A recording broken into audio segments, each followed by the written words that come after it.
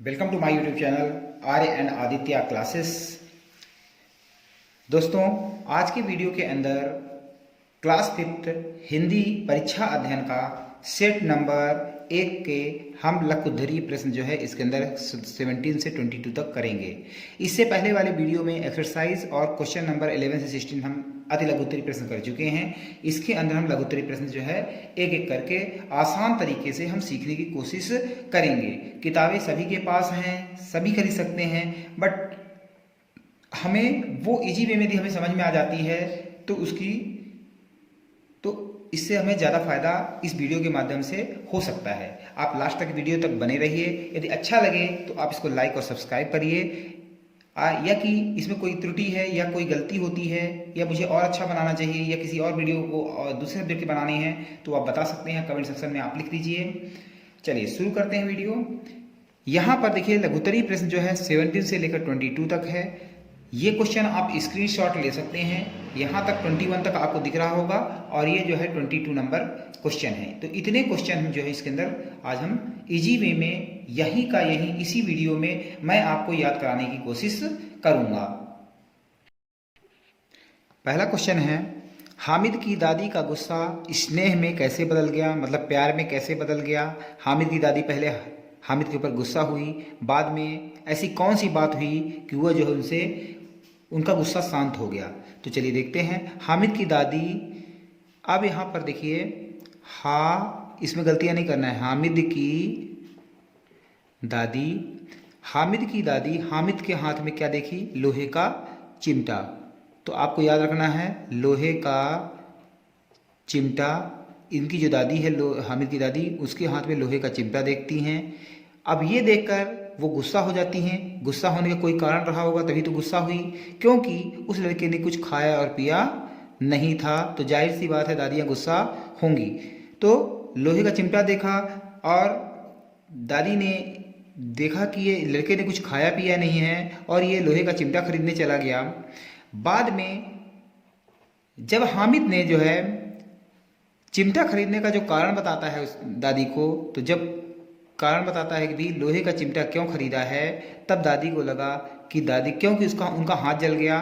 तो इसी कारण से जो है जब ये कारण बताता है हामिद, तो दादी को जो है ये लगा कि हामिद को उनकी कितनी चिंता है। और यही कारण था कि जो दादी का गुस्सा था वो कैसे बदल जाता है, वो स्नेह में बदल जाता है। तो वो स्नेह में बदल जाता है। तो यहाँ तक जो है आप फिर से मैं समझा देता हूँ आपको। हामिद की जो दादी थी वो हामिद के हाथ में लोहे का चिमटा देखती है और गुस्सा होती है कि लड़के ने कुछ खाया पिया नहीं। लेकिन जब हामिद जो है जब उनको कारण बताता है कि वो चिमटा क्यों खरीदा है, तो और हामिद को अपनी दादी की चिंता है, तो उनका गुस्सा जो है स्नेह में बदल जाता है। तो इसको आप देख सकते हैं, इसका स्क्रीनशॉट ले लीजिए आप और इसको आपने पॉइंट बना के आपको याद कर लेना है। मैंने आपको इजी वे में आपको समझा दिया ताकि ये की पॉइंट्स आपको याद रखना कि ये चीज़ें मुझे इंक्लूड करना है अपने क्वेश्चन के अंदर, तो आपको ये क्वेश्चन भूलेगा नहीं। आई होप आपको ये समझ में आ गया होगा। नेक्स्ट क्वेश्चन देखते हैं। चलिए क्वेश्चन है, राम प्रसाद बिस्मिल ने दशहरे को साहस और संकल्प का महापर्व क्यों कहा। तो इसका कारण देखिए, राम प्रसाद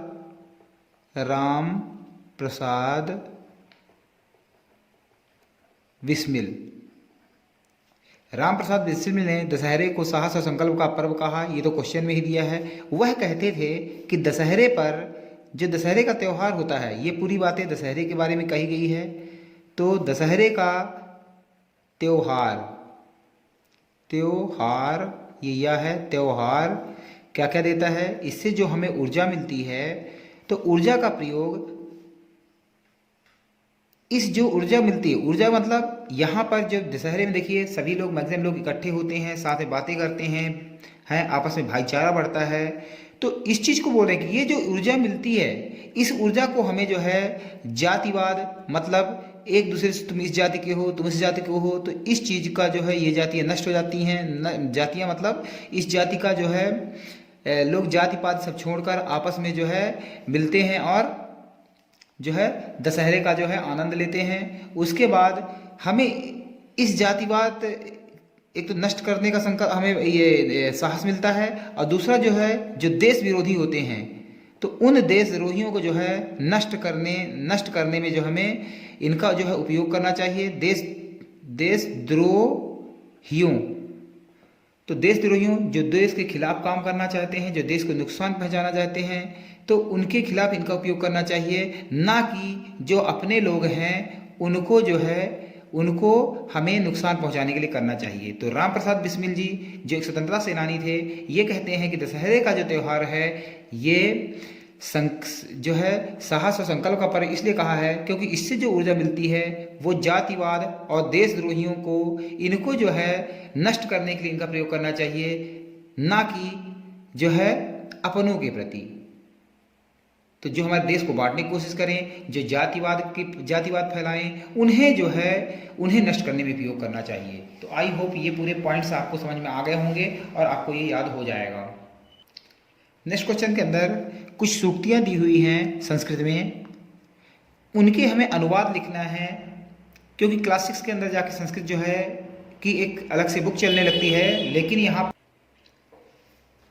लेकिन यहाँ जो है हमें कुछ संस्कृत के ये जो है अनुवाद वगैरह लिखने के लिए हमें आते हैं। चलिए शुरू करते हैं। जैसे सत्यमेव जयते, सत्यमेव जयते का मतलब होता है सत्य की ही विजय होती है। जयते मतलब जय होती है, सत्यमेव मतलब सत्य की ही, मेव इसमें एव शब्द छिड़ा हुआ है तो एव मतलब होता है ही, तो सत्य की ही विजय होती है। अहिंसा परमो धर्मः, अहिंसा ही सबसे बड़ा धर्म है। अहिंसा परमो धर्म का मतलब होता है अहिंसा ही सबसे बड़ा धर्म है। विद्या ददाति विनयम, विद्या जो है विनम्रता बनाती है, विद्या विनम्र बनाती है। उसके बाद न मातुः परम दैवतम, माता से बढ़कर कोई देवता नहीं है। न मातुः मतलब माता से बढ़कर, परम देवता कोई भी देवता नहीं है। विद्वान सर्वत्र पूज्यन्ते, विद्वान सभी जगह पूजा जाता है, विद्वान सभी जगह पूजा जाता है। चलिए फिर एक बार देख लेते हैं। सत्यमेव जयते मतलब सत्य की हमेशा विजय होती है। अहिंसा परमो धर्मः, अहिंसा ही सबसे बड़ा धर्म है। विद्या ददाति विनयम मतलब विद्या विनम्र बनाती है। न मातुः परम दैवतम मतलब माता से बढ़कर कोई देवता नहीं है। विद्वान सर्वत्र पूज्यते, विद्वान सभी जगह जो है पूजा जाता है। नेक्स्ट क्वेश्चन है किसानों को खेती की अतिरिक्त मजदूरी क्यों करनी पड़ती थी। अब इस क्वेश्चन का मतलब ये है कि किसान भाई साहब जो थे हमारे भारत में, किसान जो है क्या करते थे, खेती करते थे, लेकिन खेती जब कर रहे हो तो क्या जरूरत पड़ गई ऐसी मजदूरी करने की कि खेती में जो अनाज है या कि उससे अनाज पूरा नहीं हो पा रहा है, तभी तो उन्हें मजदूरी करना पड़ रहा है। तो इसका आंसर देखिए क्या है, गाँव के सभी किसानों को खेती पूरी तरह जो है, अब उस समय जो गांव के सभी लोग किसान जो खेती करते थे वो पूरी तरह किस में डिपेंडेंट थी, वर्षा के ऊपर थे। तो वर्षा पर निर्भर रहना पड़ता था। और खेती कैसे होती थी, पुराने ढंग से। आजकल तो नए नए इक्विपमेंट आ गए, पहले पुराने ढंग से जो है खेती की जाती थी। इसी कारण अधिकांश किसानों को वर्ष में कुछ समय, अब पुराना ढंग है वर्षा पे डिपेंड है तो कभी ज़्यादा वर्षा नहीं हुई, या हम पुराने ढंग से खेती कर रहे हैं, समय बहुत लगता था और उससे जो है हम बेचने के लिए उतना उत्पादन नहीं कर पाते थे। तो जब साल भर के लिए खाना नहीं होगा तो इन्हें किसानों को कहाँ जाना पड़ता था, इनको जो है मजदूरी करनी पड़ती थी। तो ये क्वेश्चन समझ में आ गया होगा आपको कि किसानों को खेती क्यों करनी पड़ती थी, खेती के अलावा जो है मजदूरी क्यों करनी पड़ती थी, क्योंकि किसान जो है वर्षा और पुराने ढंग से, वर्षा के ऊपर डिपेंड थे उस समय और पुराने ढंगों का उपयोग किया जाता था। यही इसके दो कारण हैं। तो आप इनको जो है याद रखिए, इनको की पॉइंट, और इसी के हिसाब से आप लिख देना है आपको। क्वेश्चन है ज्योतिबा फूले को महात्मा गांधी की उपाधि कैसे मिली। इसका आंसर देखिए, ज्योतिबा फूले के सामाजिक, अब इसमें सिर्फ हमें याद रखना है सामाजिक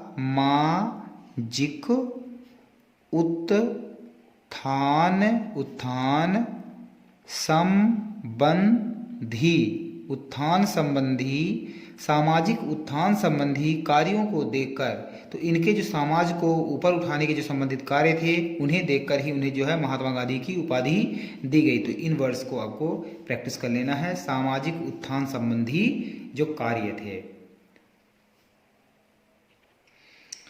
क्वेश्चन है हमें अभ्यास क्यों करते रहना चाहिए। तो हमें अभ्यास इसलिए करते रहना चाहिए क्योंकि अभ्यास करते रहने से व्यक्ति में पूर्णता तथा परिपक्वता आती है। तो व्यक्ति के अंदर क्या आती है? पूर्णता तथा परिपक्वता आती है। तो पूर्णता और क्या आती है? परिपक्वता। ये लिख के प्रैक्टिस करना है। और मूर्ख से मूर्ख व्यक्ति भी योग्य और विद्वान बन जाता है। और क्या होता है? जो मूर्ख व्यक्ति होता है वो भी कैसा बन जाता है? योग्य और विद्वान। वि आधा दा व और ना। तो पूर्णता और परिपक्वता याद रखना है और योग्य और विद्वान, ये चार जो है वर्ड आपको याद रखना है। तो हमें अभ्यास इसलिए करना चाहिए क्योंकि अभ्यास करने रहने से व्यक्ति में जो है क्या आती है? पूर्णता और परिपक्वता आती है तथा मूर्ख व्यक्ति भी योग्य और विद्वान बन जाता है। आई होप आपको ये समझ में आ गया होगा। यहाँ मेरा जो है लघुत्तरीय प्रश्न जो है यहाँ पे कंप्लीट होते हैं। यदि आपको ये अच्छा लगा हो, आपको इसी वीडियो को 1 से 2 बार आप देखेंगे तो आपको याद हो जाएगा। कोई आपको बुक पढ़ने की जरूरत नहीं है। मैंने यहाँ पे जो है जितना मेरे से कोशिश हो सकी मैंने आपको समझाने की कोशिश किया है।